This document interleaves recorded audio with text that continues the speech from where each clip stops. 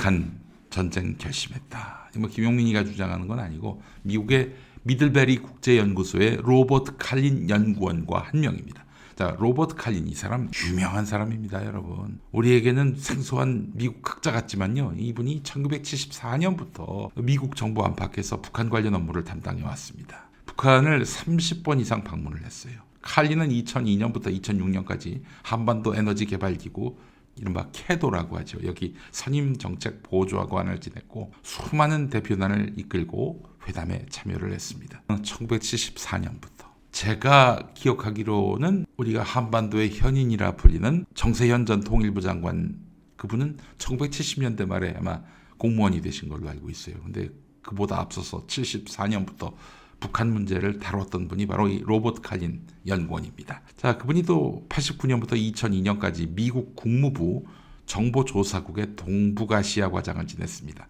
사실 89년에서 2002년까지 그 공화당이 집권하기도 하고 민주당이 집권하기도 했는데 이때 미국 국무부 정보조사국의 동북아시아 과장을 지냈다. 미국은 그 외교부가 따로 없어요. 국무부가 외교부 기능을 합니다. 그러니까 여기서 그야말로 북한 문제를 제대로 다룬 거죠. 74년부터 지금까지 북한을 들여다보고 있는 분입니다. 어쩌면 우리보다도 북한을 더 많이 알지 몰라요. 자, 이분 이력을 보니까 또 북한 담당 특별대사의 정책보조관을 지냈고 92년부터 2000년까지 북미 협상의 모든 과정에 참여했고 71년부터 89년까지 중앙정보국 CIA의 분석가였습니다. 그러니까 74년부터 북한 관계 일을 했지만 이분이 이제 공직에 들어선 것은 1971년 CIA 분석가를 맡으면서부터였다고 하는군요.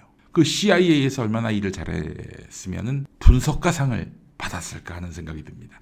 자, 한국에서 굉장히 많은 분들이 높이 평가한 두 개의 한국이라는 책이 있어요. Two Koreas의 공동 저자기도 합니다.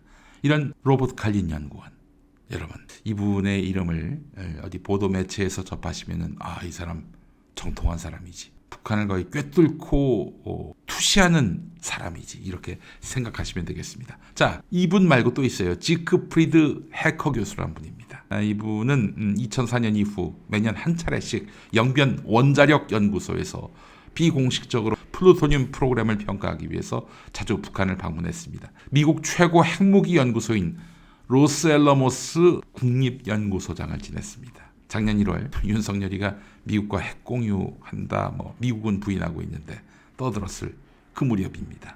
한국이 지금 자체적으로 핵을 보유하려고 하는 것 같은데 안보가 더 위태로워질 것이다 라면서 윤석열한테 일침을 날렸던 분입니다. 예, 자, 말씀드렸습니다. 로버트 칼린 연구원 그리고 지크프리드 해커 교수, 이 두 사람 최근에 북한 전문 매체 38로스에 기고를 했는데 한반도 상황이 1950년 6월 이후 그 어느 때보다 더 위험하다. 한반도 상황이 1950년 6월 한국 전쟁이 있을 그 무렵 이후 그 어느 때보다 더 위험하다. 김정은 국무위원장이 1950년에 김일성 주석이 그랬듯 전쟁을 하겠다는 전략적 결정을 했다고 생각한다. 그렇죠. 전쟁 앞두고 김일성이 그때 소련과 긴밀하게 접촉하면서 한반도에서 전쟁을 벌이겠다라는 뜻을 여러 차례 밝혔죠. 전쟁할 결심을 했던 겁니다. 지금 북한 관영 매체가 지난해 초부터 전쟁 준비 이 드립을 계속 내놓고 있는데 이거는 허세가 아니라는 거예요. 허세가 아니라는 거예요. 사실 김정은 위원장 1919년 2월 하노이 북미 정상회담에서 그 노딜을 당했잖아요. 협상 결렬되면서 참 그 인민들에게도 굉장히 망신이었고요. 그 이후로 이제 김정은 위원장이 자존심이 상해서 미국과 관계 정상화를 완전히 포기했다고 합니다. 그러면서 그때부터 전쟁을 결심했다는 거죠. 북한이 이 중국, 러시아와 협력 강화 등으로 글로벌 환경이 우호적으로 조성되면서 한반도 문제의 군사적 해법을 주도할 그런 기회와 시기가 왔다라고 판단하고 있다는 거예요. 자, 전례 없던 일들입니다. 예, 전례 없던 일들이에요. 최근에 두 개의 조선이라는 말을 썼죠. 또 게다가 남한과의 모든 같은 민족이라는 이유로 그동안 추진해왔던 모든 대화 협력을 다 끊어버렸습니다.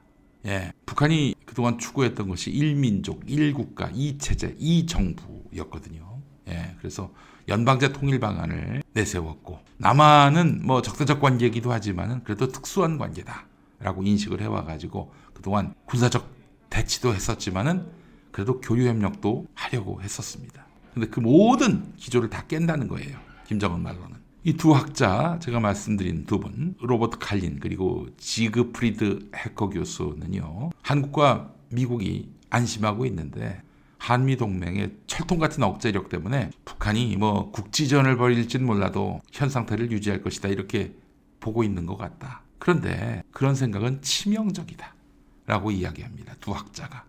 북한이 우리의 계산을 완전히 벗어나는 방식으로 움직이려고 계획할 수 있다. 그러면서 핵무기 활용 등 최악의 경우를 진지하게 고려해야 한다. 북한이 심리적 또는 물리적 방식으로 한미일 군사력의 가장 약한 부분을 공략하려 할 수 있다. 몇 년간 준비를 했다는 거죠. 전쟁 가능성을 운운하는 것이 미친 소리같이 들릴 수 있겠지만 역사를 보면 다른 좋은 선택지가 남아있지 않다고 확신하는 이들이 가장 위험한 게임도 해볼 가치가 있다고 생각해왔다 라면서 김정은은 지금 전쟁을 선택지 중 하나로 고려하고 있다는 거죠. 지금 게다가 여러분 중국과 러시아가요 북한하고 어떤 관계일까요? 사실 몇 년 전만 해도 푸틴은 김정은을 개무시했습니다. 개무시했어요. 그런데 최근에 그러니까 지난해 9월에 그 보스토치니 우주기지라는 곳이 있어요. 보스토치니 우주기지라는 곳이 있는데 거기에서 이제 김정은하고 정상회담을 갔는데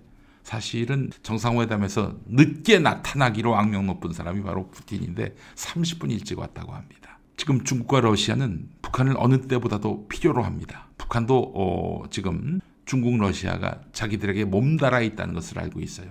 그도 그럴 것이 지금 미국이 중국에 대해서 노골적으로 적대하고 있지 않습니까? 또 지금 러시아는 우크라이나하고 전쟁을 벌이고 있는데 우크라이나 배후에 누가 있어요? 미국이 있잖아요. 그런데 이런 미국이 지금 한국과 일본을 묶어서 하나의 전략 공동체를 구축하려 한단 말이죠. 그럼 당연히 북한을 자기 편으로 만들기 위해서 김정은을 구슬릴 가능성이 있다는 거죠. 어느 때보다도 어떤 자기의 독자적 결정이 가능한 시기, 이 시기에 김정은이 전쟁을 결심하고 있다 이렇게 봐야 할 것입니다. 자, 북한이 뭐 전쟁까지 가진 않더라도 중국과 밀착하면서 안보 상황을 벼랑 끝으로 몰고 갈 가능성도 충분히 있습니다. 이건 전쟁 가능성보다도 더 높은 가능성이죠.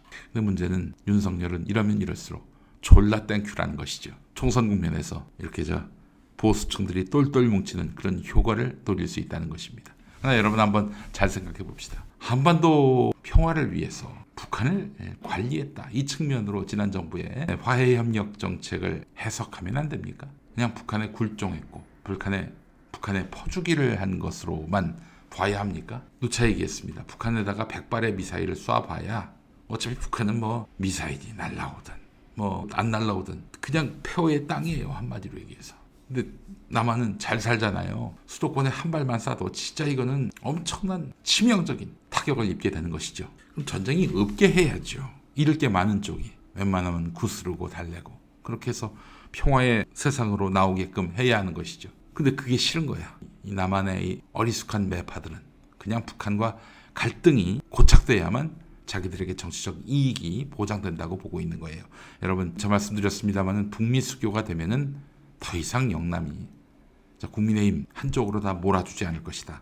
이렇게 얘기하는 분들이 있습니다. 실제로. 그러니까 안보 트라우마가 사실 영남권 무조건 윤석열 혹은 보수 정당을 찍는 그 심리의 기저에 있다는 거예요. 근데 북한과 미국이 수교를 한다? 더 이상 적대할 일이 없다?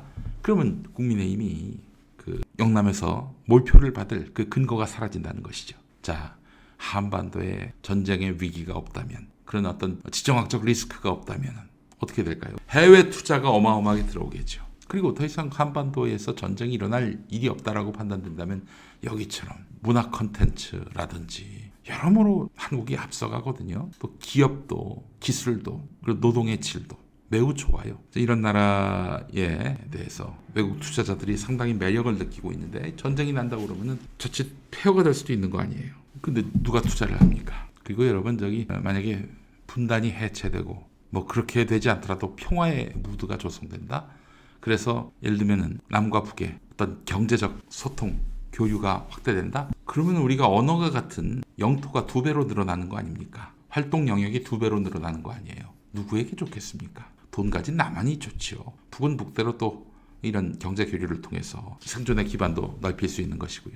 그 좋은 길을 놔두고 저는 어리숙하게 짝이 없는 분단을 고착화하려는 저런 분단주의자들에게 나라를 맡겨가지고 지금 군에 보낸 자녀들 어떻게 하려고요? 여러분, 북한의 최근의 동태는 매우 심상치 않습니다. 이게 다 쇼였으면 좋겠습니다만은 만약 그들이 도발을 획책한다 그러면은 뭐 대응을 하겠지만 잃을 게 많은 우리나라로서는 염려할 것이 한두 가지가 아닙니다. 자, 북한이 전쟁을 결심했다.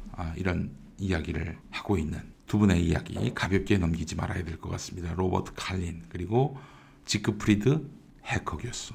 예, 이런 말을 했네요. 그 와다 하루키 도쿄대 명예교수, 이분도 그냥 일생을 사실 북일 수교에 대해서 연구하셨던 분인데 북일 수교는 아직 이루어지지 않았죠. 한겨레 기자하고 인터뷰를 했는데 같은 민족인 북한과 대결하려고 지금 한국의 윤석열 정권이 일본과 협력하고자 하는데 한국에는 이것이 사도다. 그러네요. 올바르지 않은 그릇된 길. 사이비할 때 사자 맞네요. 사도. 같은 민족끼리인 북한을 배척하기 위해 일본과 손잡는다? 일본의 그 도쿄대 명예교수도 그거는 잘못된 길이라고 얘기를 합니다. 자, 여러분, 정말 전쟁의 위기는 임박해 왔습니다. 이것이 그냥 임박하다 말았으면 좋겠는데 실제로 우리 영토 안에 또 나라를 지키는 우리 군인들에게 인명피해를 초래하는 또 재산 피해를 초래하는 그런 일로 번지지 않았으면 좋겠습니다. 평화라는 좋은 길을 놓아두고 총선 승리를 위해서, 보수층 결집을 위해서 국내용으로 이렇게 분단, 안보 국면을 이용한다면 정말 대책이 없습니다. 윤석열이가 좀 최악의 상황이 왔을 때 현명하고도 단호한 처신을 할 것이다라고 여러분 기대하시나요? 그런 분들이 몇이나 있을까 싶습니다. 예.